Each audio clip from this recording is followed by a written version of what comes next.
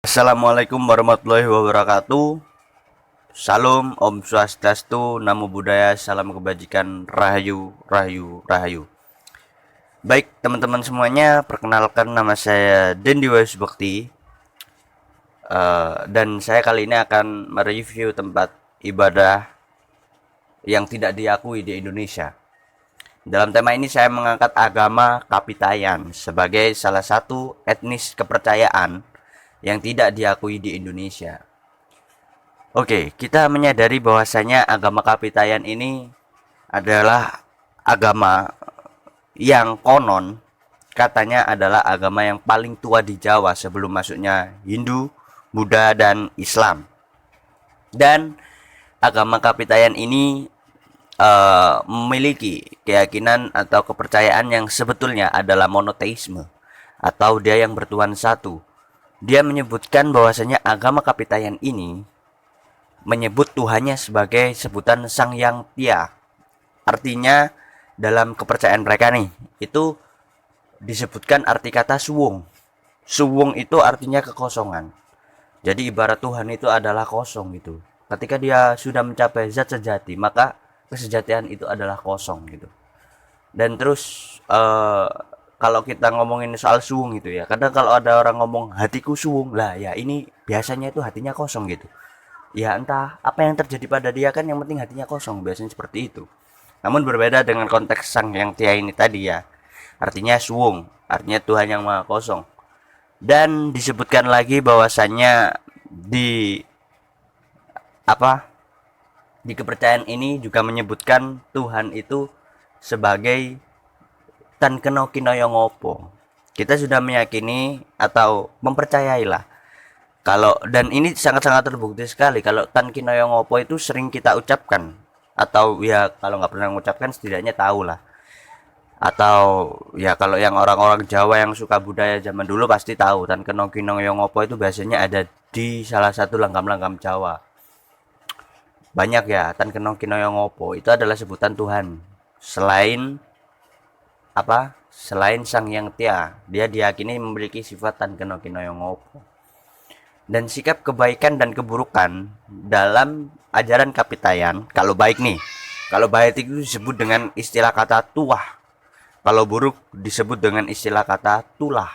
Nah, ini adalah salah satu bentuk kontekstual daripada pemikiran-pemikiran Kapitayan yang sangat melekat sekali dengan Jawa.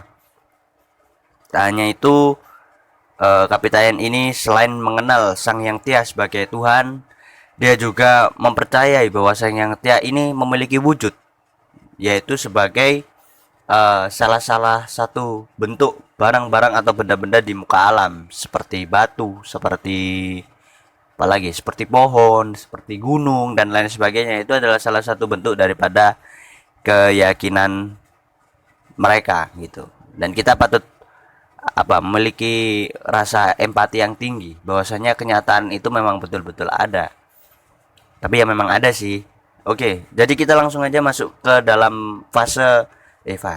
Kita cukup.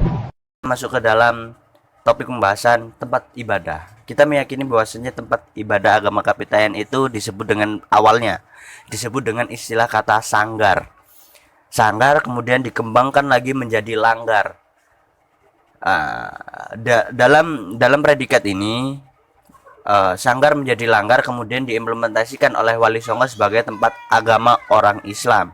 Tentunya kita kalau jalan-jalan di kampung kecil, jalan-jalan di mana ya, di dekat-dekat daerah saya sendiri pun juga masih ada musola atau tempat ibadah umat Islam yang sebutnya adalah langgar maksudnya coy. Langgar. Langgar ini memiliki fungsi ibadah daripada agama Kapitayan.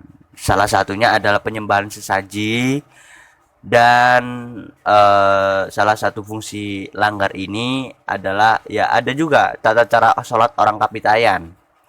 Ya saya cuma mempelajari dari awal bahwasanya ketika dia sholat, dia juga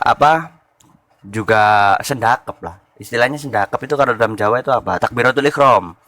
Sendakep juga. Kalau dia berdiri apa namanya, kan biasanya i'tidaliyah kalau dalam Islam. Kalau di sana itu namanya jumadeg atau jumeneng.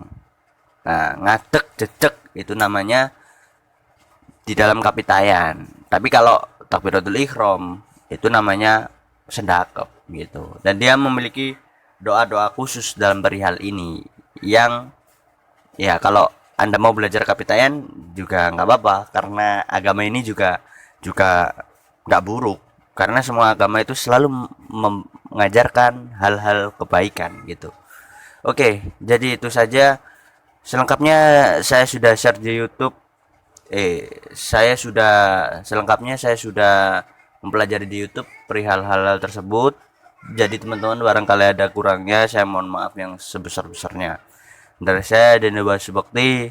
Assalamualaikum warahmatullahi wabarakatuh.